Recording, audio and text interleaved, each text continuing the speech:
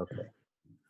So welcome everybody to the American Astronomical Society's informational webinar on the National Osterbrock Leadership Program to train graduate students in science leadership.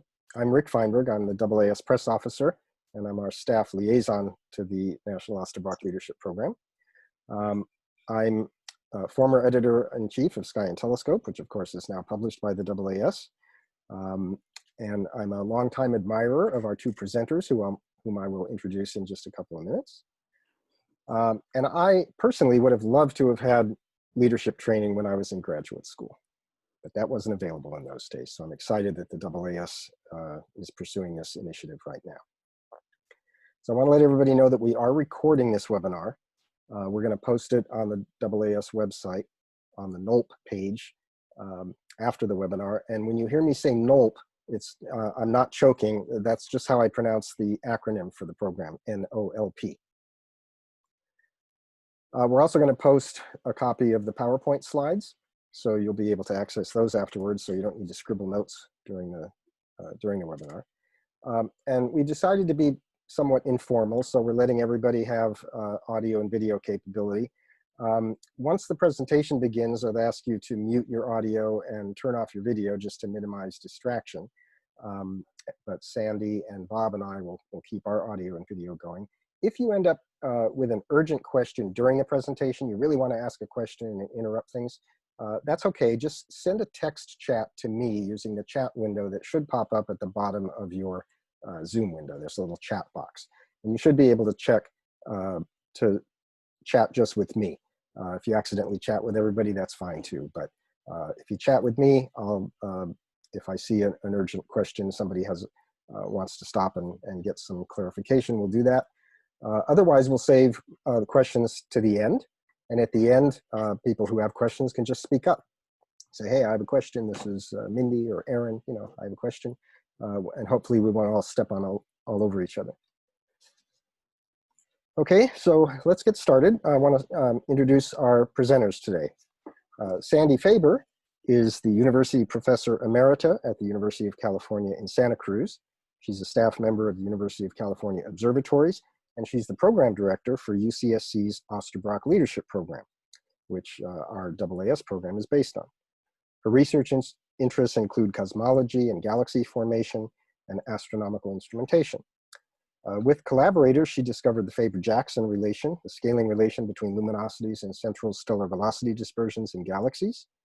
She uncovered supermassive black holes at the centers of galaxies, and she provided the first detailed theory of galaxy formation based on the cold dark matter paradigm. Sandy's received many honors, including the AAS AIP Heinemann Prize, the Centennial Medal of Harvard University's Graduate School of Arts and Sciences, the Astronomical Society of the Pacific's Bruce Medal, the AAS Russell Prize, and the National Medal of Science, which she received in person from Barack Obama back in 2013. Remember him? Bob Williams is astronomer emeritus at the Space Telescope Science Institute in Baltimore, Maryland, where he served as director from 1993 to 1998. He's also a key member of UCSC's Osterbrock Mentors Circle and a senior fellow, and he happens to have been one of Don Osterbrock's early PhD students. Before moving to the Space Telescope, Bob spent 8 years in Chile as director of Cerro Tololo Inter-American Observatory. And before that, he was a professor of astronomy at the University of Arizona in Tucson. Bob's research specialties include emission line spectroscopy of gaseous nebulae and stellar novae. And among his many accolades, he received the AAS Beatrice Tinsley Prize for his conception and leadership of the Hubble Deep Field project. He was awarded NASA's Distinguished Public Service Medal. He has served as president of the International Astronomical Union, and he's been elected to the American Academy of Arts and Sciences. And I'm sure both of you have many other accolades that I decided, or that I overlooked or just decided not to include so that we would actually get to the webinar. All right, so with that, I am going to ask everybody, it looks like everybody already is muted and has their video off. I'm going to turn it over to Bob and Sandy, but first I am going to share my screen because that's where the PowerPoint slides are. So just give me a moment and I will do that.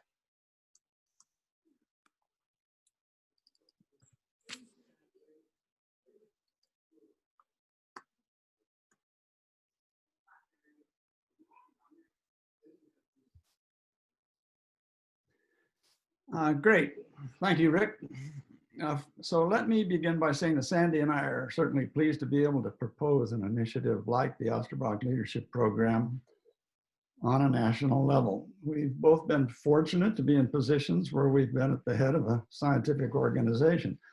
But the fact is, leadership, of course, is an important attribute at all levels, interpersonal and organizational. It serves everyone, particularly scientists, in any level where decisions are made, actions need to be taken, and especially in the effective communication of ideas. We've had good success at UC Santa Cruz in making a difference in the capabilities and goals of not just the Osterbrock Fellows, but all of the grad students in the department. So what Sandy and I would like to do this afternoon is describe the UCSC program and then suggest how it can be extended to other graduate programs around the country. We proposed this idea that you will be advised of to the AAS a few months ago and are pleased that they agreed to serve as a central focal organization for a national OLP. Every activity requires funds, and for the success of the national program, Sandy and I felt it important to try to obtain some funds independently, realizing that smaller departments might have difficulty in coming up with funding from departments with a modest budget. So we approached Patricia Gruber, who we both have known for some time, about the NOLP idea, and she was enthusiastic to the point of gifting to the AAS sufficient funds for the pilot program that we're proposing today. With those funds available, we're now in a position to move ahead. So with that background, a good way to start is with the description of the UC Santa Cruz Leadership Program, and then follow up with our ideas for the NOLP. That's Rick's audio acronym for it, NOLP. And so for that and the remainder of today's discussion, we'll follow the PowerPoint slides that we've assembled for you, and which I'll refer to now, and which will be posted on the AAS website for the NOLP after the session. Realize, however, that the detailed national OLP requirements are those posted on the AAS website for the NOLP on 23 April under the title Announcement of Opportunity. They take precedence over what you'll see here on the PowerPoint slide. Well, we hope that they agree. That's right. Well, some of this is work in progress. Right. Okay. The OLP was established 6 or 7 years ago in the astronomy department, UC Santa Cruz, initially with a bequest to the department from Irene Osterbrock in honor of her late husband, Don, who had been department chair and observatory director for, excuse me, for some years. Rick, I think you want to go back to slide 1. Right. There you go. Yeah. Mm-hmm. Irene entered into discussions with Sandy about how best to use the bequest. And it was the wish of the Osterbrock family to support astronomy graduate students specifically in creative ways that would benefit their careers. And it was in these discussions, it was Sandy's idea that emerged to suggest leadership training as an initiative. Because clearly leadership's important in science, yet is not a formal part of the graduate training in most, or perhaps any universities that we're aware of. This is why we've been so motivated to do this. Sandy agreed to define the program in discussions with department faculty and students, and to direct the program with costs associated with the program to be covered by the Osterbrock bequest, and for which I can say significant supplemental funds have generously been provided by Sandy and Andy Faber. So the OLP was inaugurated within the department as a program available to all the grad students who could apply to become an Osterbrock Fellow.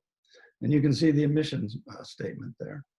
So the basic idea is for the OLP to foster active leadership experience where each fellow assumes certain responsibilities to take on and carry out, and then report back to the program and even to the full department, and about which we will give you more details on how that works.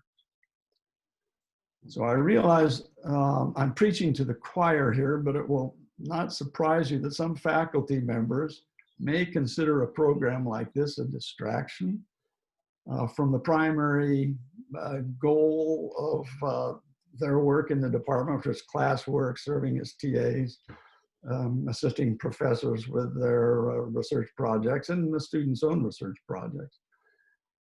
As one can see from the primary recommendation of an influential study by the Mellon Foundation there at the bottom of the slide, there are other similar studies that we could quote. In recent years, educators have become aware of and concerned about the narrowing focus of graduate education. No doubt a byproduct of the specialization of labor in our increasingly complex technical society.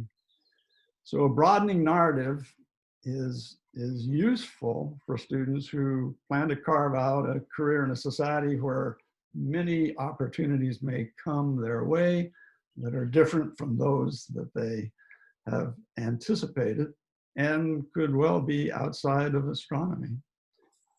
Different studies have recommended programs like the OLP that they be offered to students to broaden their horizons and develop skills, and leadership is certainly one of them.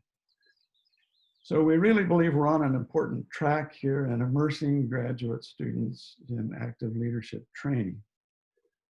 So Rick, if we can go to the next slide, we'll start off by describing how the UCSC leadership program is structured. And Sandy, as director, set up this structure. So she's in the best position to explain the details of the program, and I'll give her the opportunity now to give us her perspective on it. Great. Okay. Thank you, Bob, for that excellent introduction. Before I plunge in here to the structure of what we're doing and our activities as they stand now, let me just add a couple more words of background. And so the impetus for this spring, at least partly from my own experience, I did wind up in some leadership situations, and looking back on my graduate training could see that I had had absolutely no introduction or experience or help in dealing with any of that. So I recall vividly feeling at loose ends and at sea and very vulnerable and ill-informed in these new challenges. And I thought it would be a good idea to try to fix that for new graduate students, or if not fix, then at least help out and mitigate somewhat. But beyond that, I was really becoming concerned, and I still am concerned, that U.S. graduate education as a whole is staring too much at its navel, in the sense that our society has enormous problems. We invest a huge amount in training our graduate students. I estimate that at UC Santa Cruz, the cost of a PhD is about $1 million these days, if you take into account fairly all the costs of the faculty time, the facilities, the Keck Observatory, if the student's using that, et cetera, et cetera. And I just really feel that we, as astronomers, but even more broadly as scientists, could be accused of not properly giving back to society. So I think we're getting criticized for this. And I think our thriving, our well-being, our success in the end will depend on whether we serve society and are perceived to do so. So I saw a danger, actually, as well as the possibility to give back. So in thinking about this, especially as Bob came along and has given enormous support and further ideas, I'm getting more ambitious in thinking that maybe this program could be a microcosm for changing graduate education in all science fields. So keep that in mind. Maybe this is a prototype that could grow and blossom and wind up being really important. I hope so. So with those personal words of introduction, let me plunge into a description of what we're doing today. And I'd like to say two things there. First of all, what we're doing is not what other people should necessarily do. And in fact, the whole point of having some other nodes experimenting and trying out new ideas is to hone this whole idea and improve it. I don't think by any means that we have the last answer or the be-all and end-all of how to do this. And then the second thing I'd like to say is that what we're doing today is not how we started out. We started out with a different structure. I won't go into detail, but the gist of it is that what we're doing today really is a redesign by the first generation of fellows. And we were open to that. I'm glad that we were. It meant that the fellows took more ownership of the program, and it got greatly improved. And I can see that there are still some further tweaks and adjustment that should be implemented as well. So I would encourage you to listen to your fellows and make changes and be flexible if they're sending messages. So what does our program look like? We have a director, me, plus 2 faculty who are senior fellows, and it's very nice to have them chair meetings, be on hand when I'm not there, and provide additional viewpoints. Then at the moment, we have had in the past between a maximum of 7 fellows and last year only 3, who are grad students with special privileges and duties. I'll come to that in a minute. And then from the very beginning, we thought that it would be very important in inculcating leadership to introduce the outside world into the department.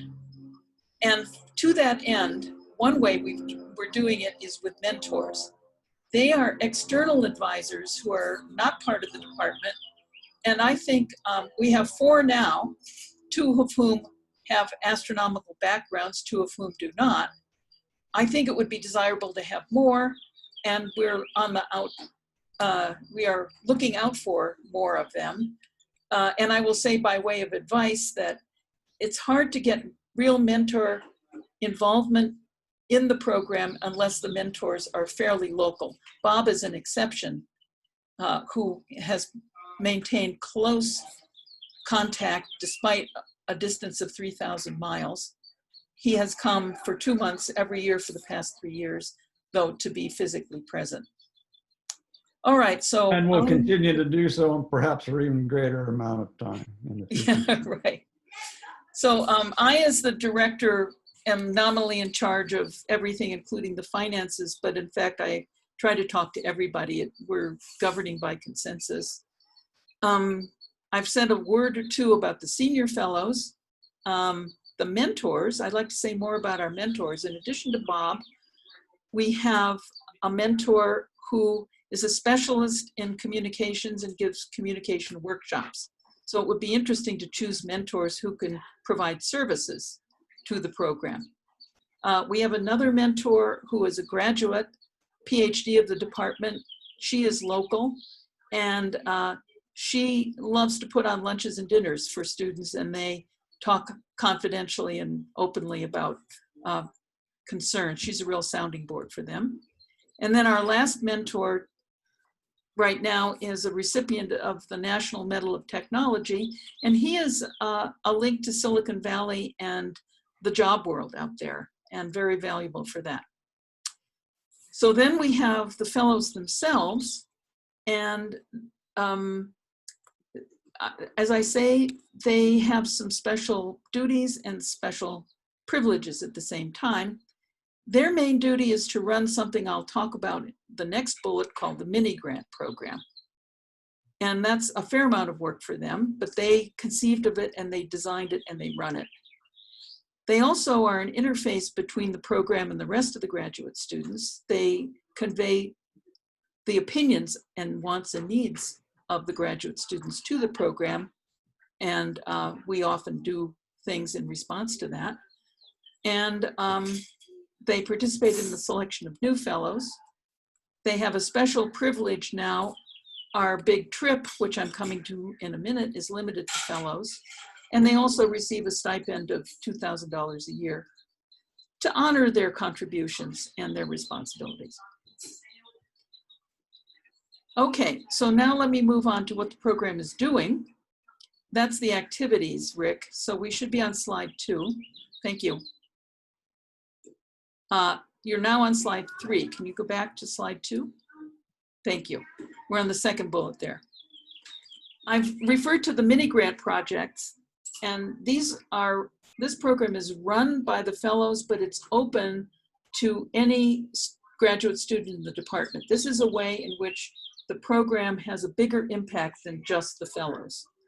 And a mini grant project, you put in a proposal.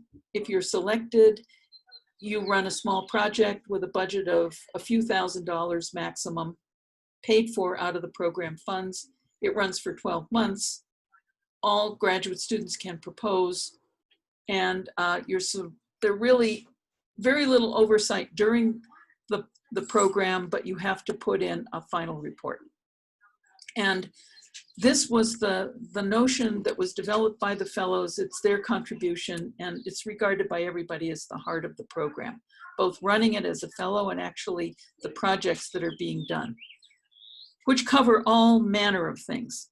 The Sierra graduate student meeting for the University of California astronomy departments was resurrected as a result of one of these projects. We are putting on an Astronomy on Tap program in Santa Cruz, which is now, there's a big, heavy contribution as a result of mini grant activities. Our students have mentored and sponsored students from disadvantaged backgrounds who want to go to graduate school in physics. And we provide small amounts of small stipends for them to do that, and advice on research programs and a whole raft of other things. Yeah, conflict resolution, metrics for evaluating teaching. There's some really interesting projects that have come out of this. Yeah, we'd be happy to share that information with you if you'd like to get additional information of what has happened. Okay, so the other big event of the program is made possible by Bob, and that's the annual visit to Baltimore and the DC area. And the core activity there is listening in on an HAST TAC panel. Going forward, the JWST TAC may also be possible. It is possible, guaranteed. And since I've spoken with Belinda Wilkes in the past couple of weeks, Chandler X-ray Center has agreed to accept fellows for the face-to-face meetings of the Chandler TAC. Yeah. Yeah. Mm-hmm. Right. So obviously the fellows are sworn to secrecy. I don't get to go into those meetings, but the fellows do. And they found it very eye-opening to see and hear actually how proposals are judged and selected. It's been a wonderful experience. We built on that by cultivating in the Baltimore and DC area other people, and we go and interview them for informal conversations. And the goal there is, part of this leadership program is to introduce people to other things that they can do with the astronomy PhD. Now, why do I think that's important? It's because we're overtraining astronomy PhDs. We can't absorb them all in the field. And a lot of our students are now going into business in Silicon Valley and similar kinds of appointments. So it seems only fair then to give our students a taste of the outside world and all of the opportunities that are available to them. So for example, we've met with congressional staff. We have an annual visit now with the NSF Astronomy Division. We have a special relationship with the AAAS.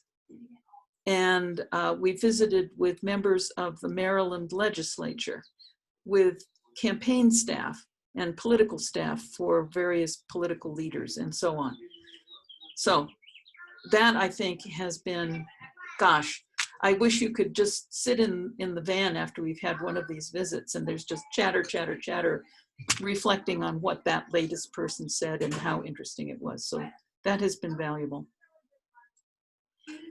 The last bullet on this page is the communications workshop offered by Steve Mandel, who is one of our mentors. And those are very painful, but extremely valuable workshops in which you have to give small talks and he videos you in the process. And everybody finds that very stressful, but it's been going on now for 3 years. So popular that we've expanded those workshops to students from earth and planetary sciences and physics. And we're also now starting to accept postdoctoral fellows as well. So this is another example of expanding our activities beyond the fellows and even beyond the astronomy department. I think we can go to the next slide now, Rick, if you please. So, something that happens roughly once a month is an Osterbrock pizza lunch for the entire department, in which we're going to feature campus leaders and visitors who can come and talk about their work in other fields. We try to avoid the usual astronomer there and import other people. Next year, we have a list of campus leaders, deans and people like that in local leadership positions, and we will invite them and have a conversation with them about their job and training. We have an Osterbrock Distinguished Leadership Lecturer program that has hosted 2 people. The first one was Bob Kirshner, thank you. And he's talking now in particular, well, about leading the supernova team, but also about his new job at the Moore Foundation. And then Rush Holt visited us. He, you'll recall, was a congressman. And after that, he headed the AAS as president for several years. We have a special arrangement with the California Council on Science and Technology to take our students there and they sit in like flies on the wall, in which those meetings strategize on how to influence California legislation that relates to science. That's very illuminating. And then we have a variety of nice social events. Bob and Elaine host a wonderful dinner for us in Baltimore. We have a January dinner at our house in Monte Sereno, Santa Cruz, in which all the mentors, the students, other campus leaders come together. And Elaine plays the piano, and one of our fellows has performed, a beautiful singer, etc. It's just a lovely evening where many fellows, you know, they're from disadvantaged backgrounds. They really have not been able to attend elegant social events. And so this is a little bit of seasoning that we give them. And donors also. And donors to the program. Absolutely, let me not forget that. Okay, so here are some quotes by fellows. It's been very well received and so encouraging that it's made Bob and me think that it deserves a bigger forum, hence the extension to the AAS. With regard to finances, we are in a really admirable situation now. We are really now fully funded by endowment funds. And just letting you know, our annual expenses for a program with 45 students in the department is about $40K annually. And fortunately now that's completely covered by endowment. And it was this amount, $40K, that conditioned our proposal to the AAS, namely that participating departments in this pilot program should come forward with half the cost, i.e. $20K for a full node, and the program from these funds from a donor would provide the other $20K. And there's a little bit of a list of things, of what we spend the money on. Your budget would differ, obviously. So I think maybe I should pause there. Do you think? I mean, we've been talking for a long time. Nobody has interrupted. Maybe there's some burning questions that people would like to ask. What do you think? Rick? I haven't seen anything come across the chat. If there's anybody who has a question, please feel free to speak up. Okay. Well, while you're thinking about it. Tell us who you are and tell us what university you're with. If I may, Claudia Scarlata here from University of Minnesota. So from what I understand, the fellows are not supported directly by the budget you just wrote down there. It's more the activities that they do. That is That are correct. supported. Entirely, Okay. yes. Entirely, okay. Mhm. Thanks. Okay, I think Krissa, did you raise your hand? Yes, I did, Rick. Okay. Thank you very much. This is Chris Aquiliotu, George Washington University these days.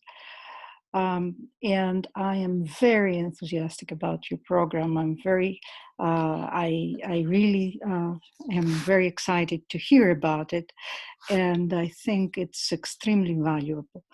I wanted to ask you the following. I had been toying with some ideas in the past, but not for graduate students, but for colleagues, to include some kind of a training program in the policy of science and how you can approach the Congress members and learn the language of Congress so that you can actually, as a scientist, go and talk to them. Because obviously, I don't know if I can say that as a blanket statement, but scientists are not very good communicators with Congress. They don't talk Congress language very well, but yet they are needed to do that. They have to learn how to do that. So do you include any kind of training in that level in your program? And one more thing I wanted to add is... Here, why don't you hold there? I will, okay, and we'll Sandy. come back to you, okay? Mm-hmm. Yeah, so that's a really wonderful question. And we're really been at full steam, or seriously, for only 3 years. And in the first couple of years, we were budget limited. So we didn't send students to policy workshops. We're going to encourage our students to do more of that, to be alert to training programs. For example, there's one at the University of Michigan, and I'm very enthusiastic about that, and we'll be encouraging our students to engage in that. So the short answer to your question is, thus far, really the only contact that our students come to that question is, first of all, they do hear that it's very important. They engage in the communications workshops with Steve Mandel, which concentrate on clear and simple language. And in addition, when we go to Washington, we meet with members of the congressional staff and and other politicians who stress the need for this. But I don't think at this point, the point is really being driven home 100%. So I'll stop there. So if I could add something, because this is an interesting way to go. And I think one way of pursuing this could be through this annual meeting that we're proposing for the NOLP that will be held at AAS meetings. So to be considered further and discussed. Be interested in your ideas there, Krissa. I have plenty, and I have one more, if I may. Yeah, please. Okay, so especially for astronomers, and for if you extend it, which is an excellent idea actually, to other areas that also they might have a similar specialty. So I do know that NASA has leadership training programs. Though I was wondering if they can downscope or adjust some of their programs for graduate students and also give them the opportunity to learn, besides Congress, NASA speak. So, I mean, I've done one of these leadership programs and I've learned a lot.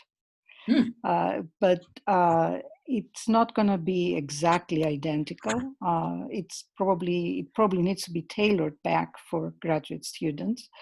But communication skills, mentorship skills, how to run a meeting, and resolve conflict skills. This is all part of the standard programs that NASA is running.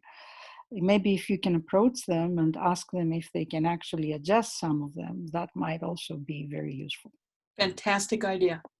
Yep. If you propose to be a node for GW, Krista? I'm thinking very seriously about that So because it's something that would be worth your Mhm. putting in your proposal because, and we'll come to Mhm. this in a few Yeah. minutes, Okay. some of us are thinking that the creativity in the proposals for the different modes will be an important part of the selection criteria. Mhm. So one of my graduate students actually attended 1 year of training in the Elliott School about policy, and I think it's very important. Well, inspired by our program, one of our graduate students came to the Keck Center for a one semester long spring program. It's mentioned here, the Mir Zayan Science Technology Policy Fellowship at the NAS. So for 3 months, yeah. Yeah, obviously the NAS is another place. You can have internships there and see how the academy works. One of my students spent a whole summer there, and there's a lot of things you can do in this area. World Bank is here, things like that. I think for every potential proposer, whatever community they're in, there's almost always a local group of CEOs, for example, or other community leaders. If you can identify those groups, you might be able to establish a Yeah. relationship with them and have them involved in, giving talks to the fellows or providing internship opportunities for the fellows and other things. So I think it's definitely worth exploring what exists in your local community. If you have a NASA center, you could go after the NASA training, etc. Some of it relevant to being a research astronomer, and some of it just relevant to being a leader in whatever enterprise you end up in. Yeah. We have two other people who have questions right now, so I think let's take those and then let's move on to the next few slides so that we don't end up using up the entire hour before we finish the presentation. So first up, David Helfand. Yeah, I was just wondering, you talking about expanding this further. I'm chair of the board of the American Institute of Physics, and we've been talking about leadership programs for students, faculty, and postdocs. And I was wondering if we should start talking to AAS, or we should start talking to you, or because of course we have a broader range of the physical sciences. So. Why not? Yeah, talk to anybody. Yeah. We are interesting. right. Yes, this is Paula. Talk today, but talk to us. Okay. Ex-president to current president. So next up, Joshua Redding, did you have a question? Oh. Yeah, I was just gonna, I think it's pretty much been answered by the last couple people. I was gonna ask for departments that are on the smaller side, how could we get in touch with some of these groups? Are you planning on reaching out and maybe collecting a database of people who are willing to volunteer to be mentors for these smaller departments, or maybe organizing them by location so it's easy to find these groups who may be interested in helping out?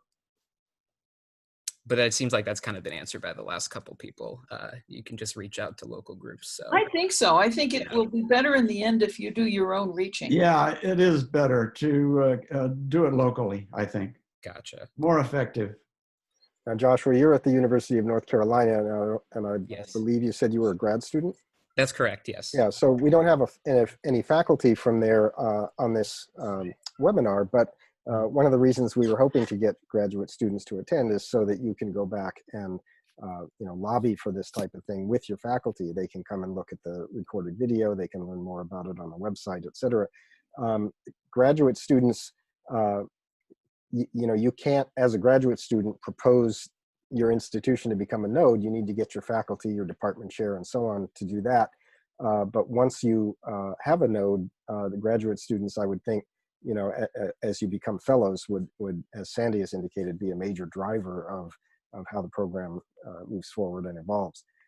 So your role here today is to get really excited about this and see if you can convince your faculty to get involved. And as we say on the website, smaller institutions are encouraged to partner with other smaller institutions in the city or region to put a joint proposal together, because certainly a bigger institution has more graduate students, it has more resources, and the smaller institutions, we don't want to be disadvantaged here. So you know, we encourage alliances among several to And in the tri-state, tri-city area there, of course, you've got NC State, Duke, a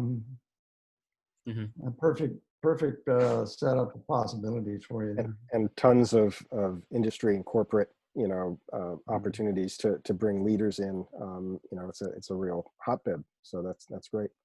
So Bob, you want to get back to the presentation? Yeah, so again, we can go through the pictures quickly.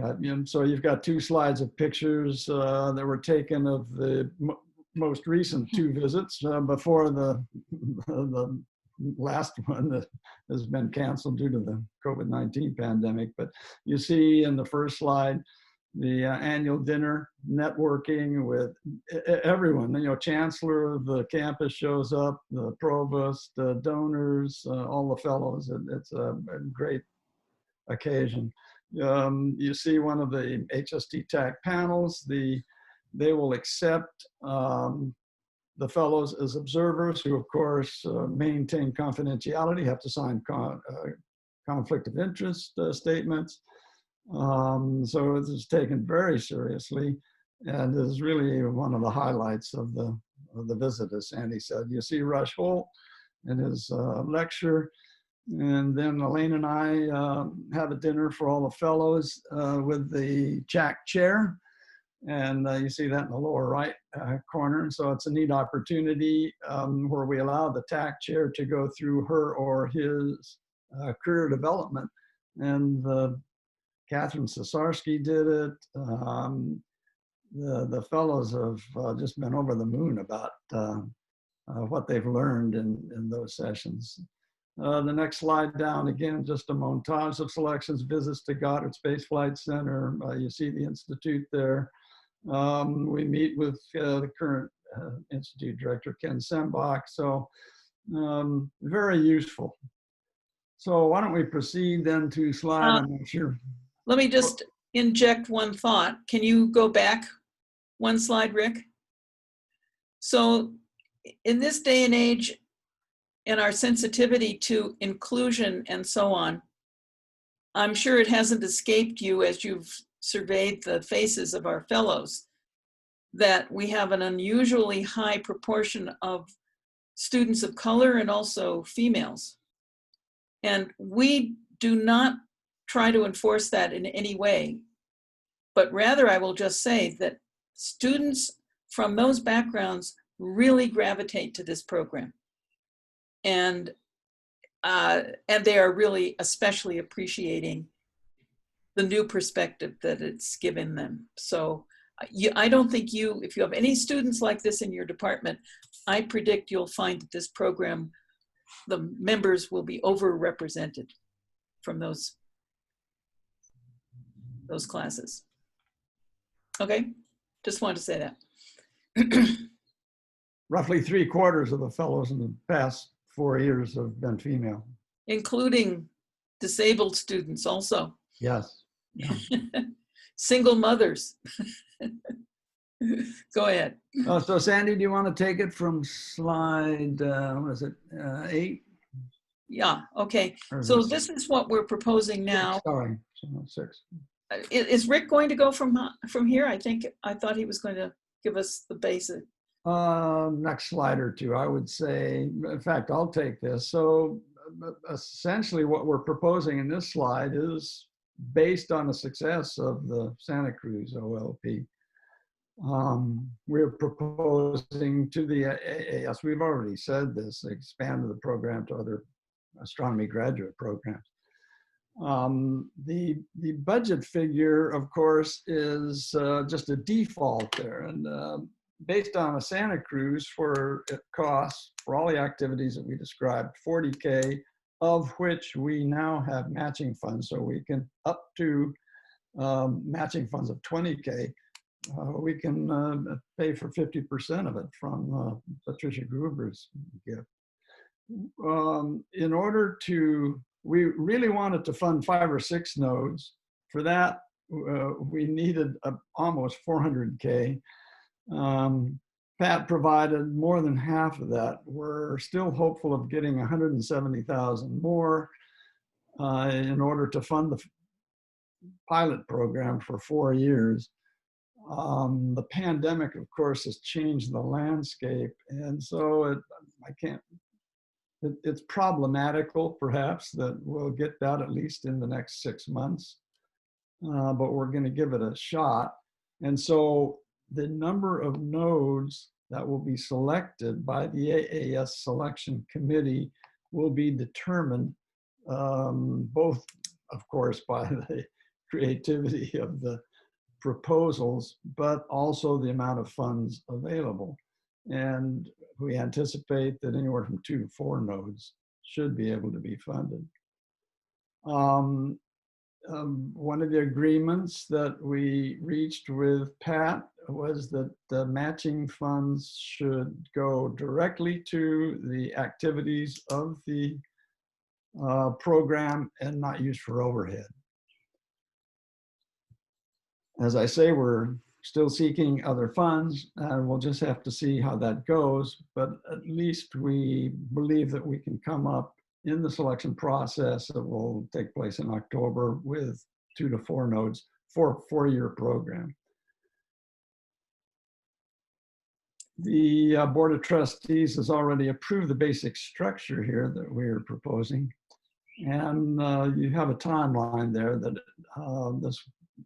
we anticipate that the national program should commence in January of next year. After the receipt in October of the proposals, the selection by the committee in November. Can I just say a word there? We thought it would be important to get word of selection to the winning departments by January 2021, because we found that the existence of this program is a considerable draw for graduate students wanting to come to Santa Cruz.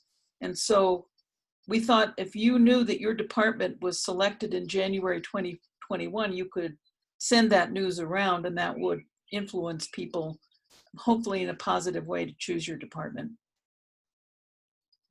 And if you have a creative program that you believe you can undertake at, let's say, $15,000 a year, then what you'll have to come up with from your own organization, department budget, dean, donor, or whatever, would just be half that, $7,500.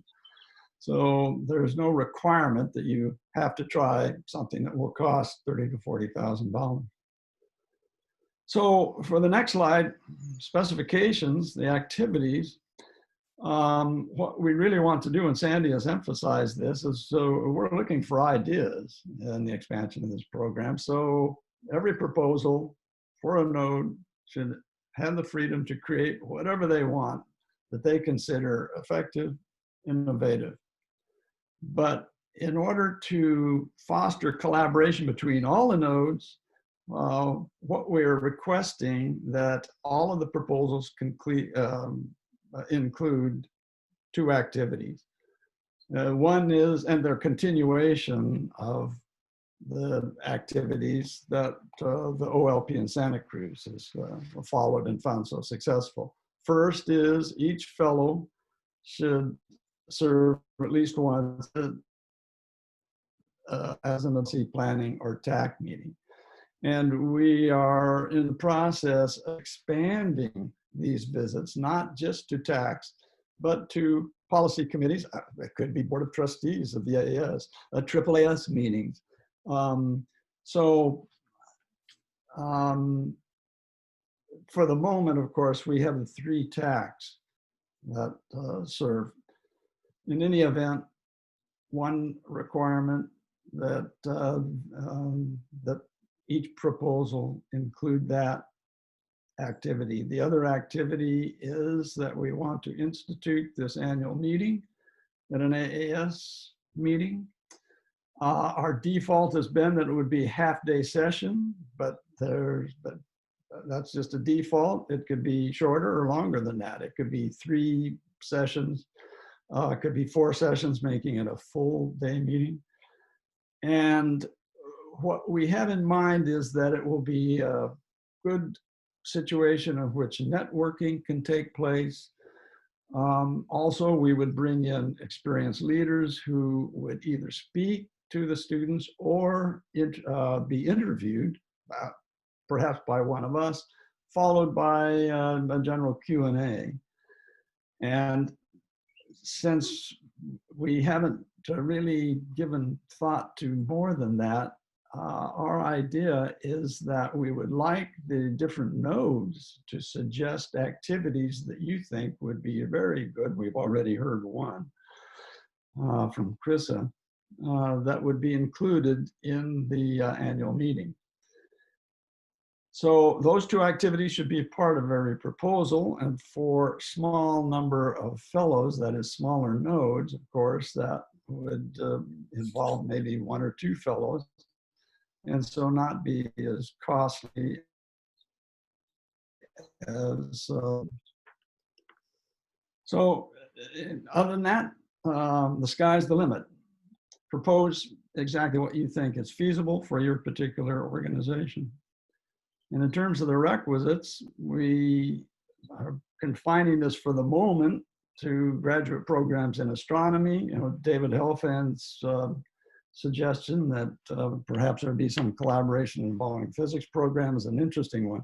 But for NOLP, we'll confine it to graduate programs in astronomy. And of course, those can be programs that are within a physics department, planetary science department, geosciences, or whatever. As long as there is a legitimate program, someone who is ahead of that program, even though they may not be called chair because it's within a larger department. Single faculty member should be designated as the head of the node, and that's appropriate even for a node that consists of 2 or 3 different organizations or universities. So appoint 1 single faculty member as the head. And the node must provide a letter of commitment from the parent organization or organizations, if it consists of several different universities, for the core funding required for the 4-year pilot program. Now, realizing particularly for the smaller programs that it may be difficult, or even the larger ones in the way we budget these days, to get a commitment for 4 years.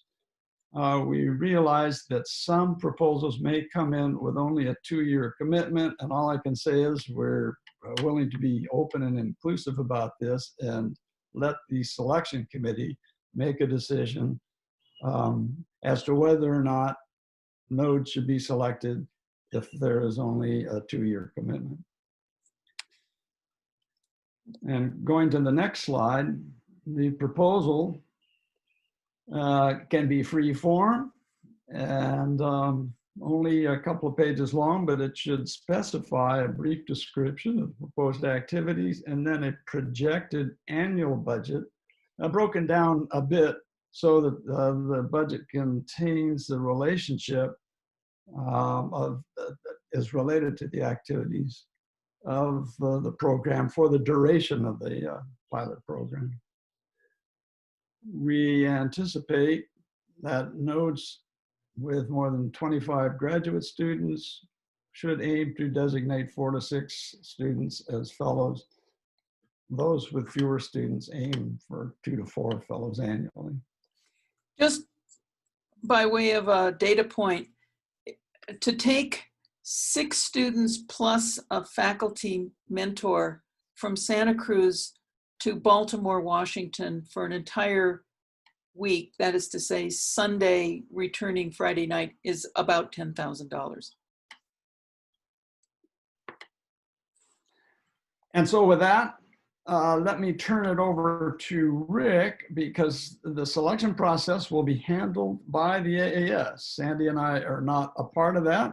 Obviously, we're resource persons, but it is an AAS program, and the selection committee to be appointed either by the president or the board of trustees, Paula can probably comment on that, will be done under the aegis of the AAS. And so Rick, who is the official person responsible for this program at the AAS at the moment, has set up the protocol for the proposal process. So Rick, if you'd like to describe it briefly. Sure, very briefly. The most important thing to remember is that if you go to the AAS website, just go to the home page and then type /NOLP or NOLP, it will take you to this announcement of opportunity, and the announcement of opportunity links to the proposal form. So you can't get lost if you just remember NOLP and just go there from the home page. It's also, you can find it under education in the main menu. So when you, most of what's on that page is reprising what you've just heard from Bob and Sandy, the basic requirements, description of the program, what your proposal is expected to look like roughly. And there's a link to an actual proposal form. What's really here is, what you're looking at here is you log into this third-party site that we're using now for all of our grant applications as well as our prize nominations. So for example, right now, prize nominations for the AAS are open. And if you want to nominate yourself for a prize or nominate a colleague for a prize, you end up in this same place. You go to our open water homepage, which is, as you see up above, it's openwater/NOLP after AAS.org. So that brings you here. You log in with your AAS membership credentials. If you don't remember them, you can just create a new account, although it's better if you just click your lost password link there to try to help you remember your AAS credentials. Once you log in, you can click on the link that you see there at the upper right that says Osterbrock program, and that'll take you to the page where you can start. You fill out some very basic information, and then you just attach the PDF of your proposal. I believe that the next page.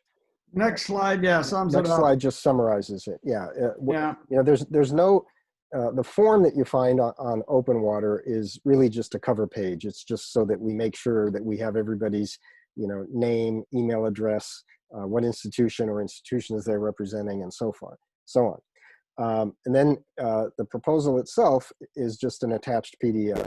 And we're not giving you specific rules on, you know, how to write it or how many sections it needs to contain or anything like that. Just we assume that you're going to tell us, you know, how the program is organized, who's involved, what kinds of activities you plan to do, and anything else that you think will be of interest. We're trying to keep it short and simple, so we're giving you a 2-page limit. We don't specify a minimum font size, but it's got to be readable to the to the senior astronomers among us. Your budget projection, again, it doesn't have to be super detailed, but it needs to bear a relationship to the activities. You can't just say we propose to do all of this for, you know, $15,000 a year. You have to say, well, you know, how does that $15,000 roughly break down? I mean, as Sandy just pointed out, if you've got a particular activity in there, you know, give us a rough idea of what you expect that activity to cost, but you don't need to give us the breakdown of, you know, flight tickets and hotel rooms and all that stuff, just a basic projection. And we need to know that you've got commitments from the organizations, that you've got the matching funds or a commitment for the matching funds. And then the funds that are dispensed by the AAS each year will be based on your budget projection and will be half of each year's budget, with the other half coming from your matching funds. The person that the head of each node will work with most closely in terms of getting their budgets approved and getting money dispensed will be our Chief Financial and Operating Officer. That is Kelly Clark. She's in the AAS Executive Office. Can I just add a word to that? Please. So our program at Santa Cruz, as you will have gathered, has a lot of activities, and we put on a lot of events. We have to hire caterers. We have to buy air tickets. We have to hire rental cars. We have to arrange travel for visiting speakers, et cetera, et cetera. And in the first years of the program, especially when the budget was smaller, I did that myself, and I found it burdensome. So now we have some help from an administrative assistant. And so I would encourage you to think, I don't think it would be amiss at all to put in your budget some administrative support, because there's quite a lot of practical details that need attention. Oh, and I should mention the mini grants, which are tracked rather like NSF proposals. We need to employ the services of a budget analyst in order to track those funds. And that costs a little bit of money too. So Just pointing that out. Okay, so So I put ready up for the last- questions. Yeah, put up the last slide. We also have a simple email address, nolp@aas.org. That will come to me for now. Once we have our selection committee established, we'll probably loop them in there too. But for the moment, it's me. If I get questions that I can't answer, I will share them with Sandy and Bob, and we'll get answers for you. But it's very simple, nolp@aas.org, or you can email me directly. I have one question that has come in via the chat, and then we'll go to people who have raised their hands. So this question goes back to something that Sandy, you said early on, where you talked about how some faculty see programs like this as maybe not a particularly high priority. Maybe they resist a bit because it's not contributing to research. Yeah. How, when you were putting this program together, did you overcome that resistance? What tips do you have for people who feel they might be facing resistance like that from their own institutions? Well, our program got started with the strong support of the then department chair. And so we just sort of bulldozered over everybody who might have had those feelings. And they were sort of encouraged in a subtle way not to speak out loud. I think as time goes on, most faculty, we probably have strong to moderate support from 3/4 of our faculty, and we have lack of support, but not active opposition from 1/4 or so. And this may influence the choice of advisors. If graduate students understand that advisors are not supportive, they may choose another advisor. As time goes on, I think we make progress and people understand that this is a beneficial thing. So my point of view is a little different from Sandy's, partly because I'm not immersed as much as she is in the department. And so I can confirm what she says. And I would say that there has been, and I've talked to some people who are frank and saying, hey, nice idea, but most of them have been won over by the success of the program and the enthusiasm of the graduate students and the clear success of some of them after they've left the program. So it's one of those things that I think has to be expected, and the success of the program will win over doubters, but it will take some time and effort. Changing a culture, right? It always takes time to change a culture. The larger the organization, the longer the time scale. I mean, we're doing that in other ways too. For example, there's so much communication training going on now, but most of it's not being done by graduate programs themselves. But for example, the AAS has its Astronomy Ambassadors program, and we do require support from the department chair to send a student to our communication workshop. But we're finding, less and less hesitancy on the part of department chairs to approve that kind of thing. Yeah, exactly. I think it's a somewhat of a generational thing, but I think also because so many astronomers are now moving out into other fields and becoming leaders there, that there's a lot more role models, to point to and say, look, these people, are working in senior positions, making decent money, leaders in their communities and their industries. We know that we can't all end up as professors at R1 universities, so we'd like to get some help learning how to do what they did with less, making it less of a struggle. Mm-hmm. So anybody else who has a question, please feel free to unmute yourself, turn on your video, and ask away. It looks like we don't have any more hands raised. Yeah, I do have a practical question. How do I communicate to my dean about your program? Do you have something like a write-up, a brochure, a web page, something I can tell them that that's the program and we want to submit? Yeah, we have a web page. You can point them to that. You have a web page? From the AAS.org/NOLP, we do link to the original Osterbrock program at UCSC. So, and they've got quite a few pages. Yeah, quite a few. We have quite a few pages. Great. Yeah. Great. Thank you very much. And I think also, Sandy, you mentioned that you be willing to share some additional information about examples of activities that have been put on by the fellows and through the mini grants. Absolutely, I can prepare a list of the mini grants that have been put on. Yeah, some kind of annotated list of some of that we can post on our webpage as a Happy link. to do that. That'd be great, because then people have more examples they can point to, and it will also spur more, additional ideas, I'm sure. Right. Okay. Deadline for proposal submission is end of October. End of October, right, right. And we'll of course issue some reminders to the community as that deadline is approaching. We'll also promote the fact that this webinar will be online so that more people can take a look at it and learn about the program, even if they haven't up to this point. And don't certainly hesitate to address questions to NOLP at AAS. Right. And I will get in touch with everybody who signed up but wasn't able to make it this afternoon and let them know that the recording is available once it is. And if they have any questions, to send them to NOLP@aas.org, and we'll take it from there. Anybody else have any burning questions? I know we've gone a little over, and I apologize for that, but I think it's been a very helpful discussion. Even I, who've been immersed in this pretty thoroughly lately, feel like I learned quite a bit from listening to Sandy and Bob.